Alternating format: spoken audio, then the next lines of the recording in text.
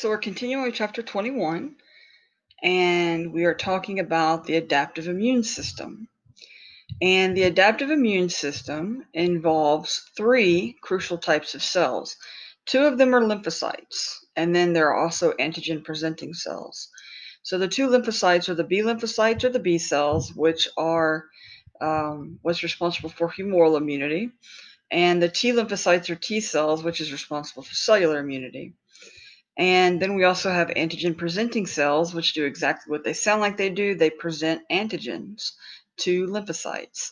And antigen presenting cells do not respond to specific antigens, but they do play an essential auxiliary role in immunity. So now we're going to talk about lymphocyte development, maturation, and activation.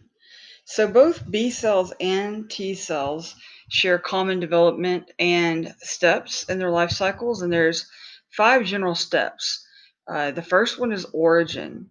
So both T cells and B cells originate in red bone marrow. So we would find red bone marrow in the proximal epiphysis of a femur, and this is where they would both develop. Then we have maturation. Lymphocytes are educated in a process that takes about 2 to 3 days, and they mature in primary lymphoid organs. So for the B cells, this is going to be bone marrow, and for the T cells, this is going to be the thymus.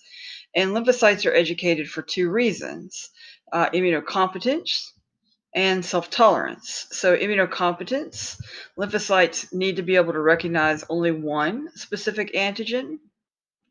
In self-tolerance, lymphocytes need to be unresponsive to our own antigens. In the event that our lymphocytes are responsive to our own antigens, then something called autoimmune disease develops, or that's called autoimmune disease, and that's something that we're going to talk about in a later video. So for maturation, I need my cursor. Okay. T cells mature in the thymus. B cells mature in the red bone marrow is right here. And during maturation, the lymphocytes are going to develop the immunocompetence and the self-tolerance. Then we have seeding secondary lymphoid organs in circulation. Immunocompetent B and T cells that have not, have not been exposed to an antigen yet are called naive.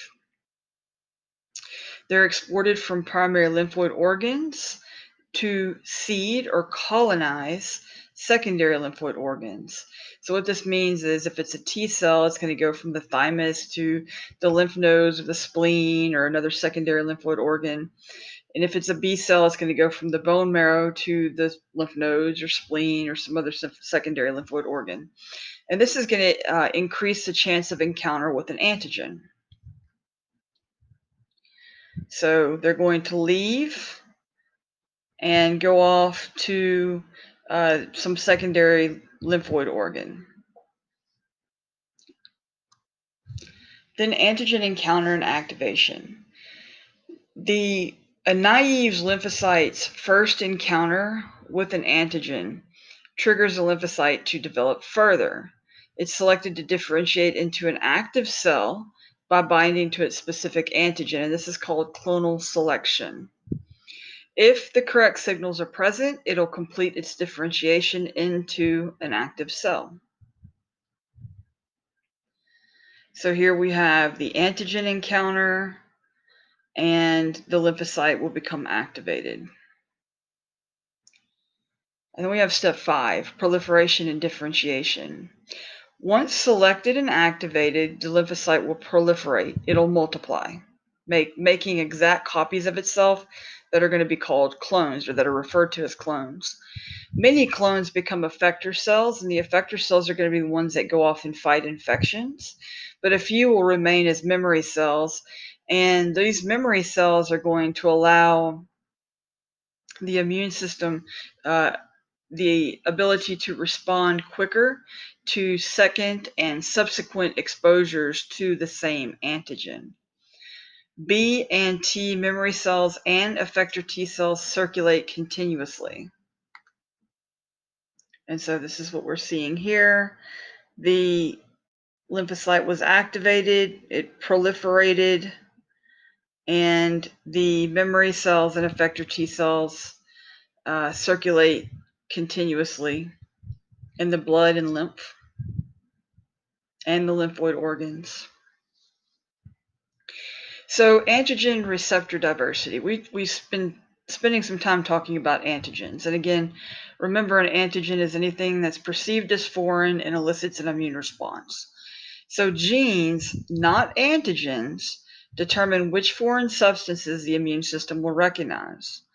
Of the variety of immune cell receptors are a result of the genetic knowledge that we have acquired of microbes just over time. And there's about 25,000 different gene codes for up to about 1 billion different types of lymphocyte antigen receptors. And the huge variety of receptors is due to gene segments shuffling around. And that's when those gene segments shuffle, that's going to give us that higher number of potential antigen receptors.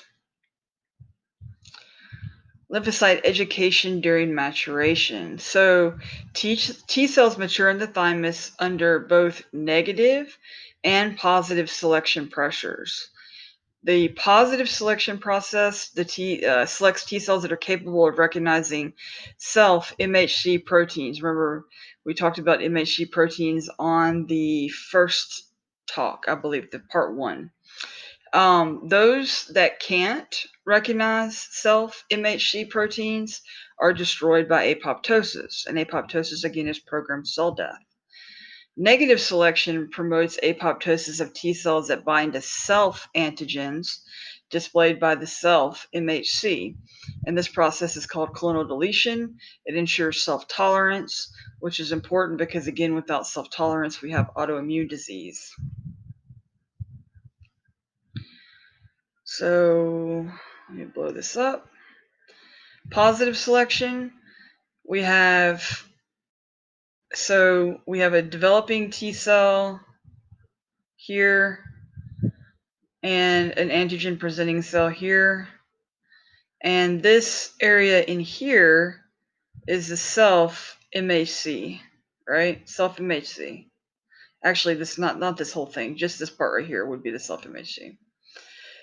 No, that's not true. The whole thing. Yes, the whole thing is self-MHC. And this needs to be able to bind to this. If that does not occur, then apoptosis is going to be the result.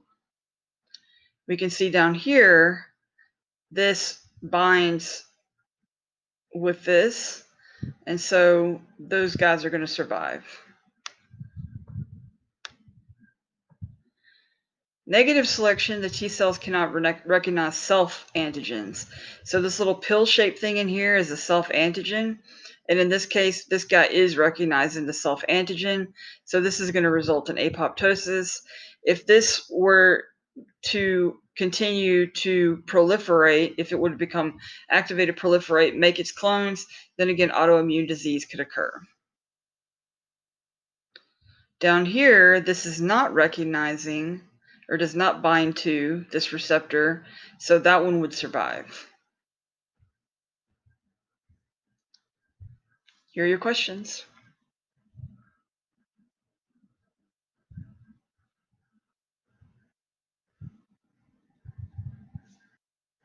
All right, you guys have a good day.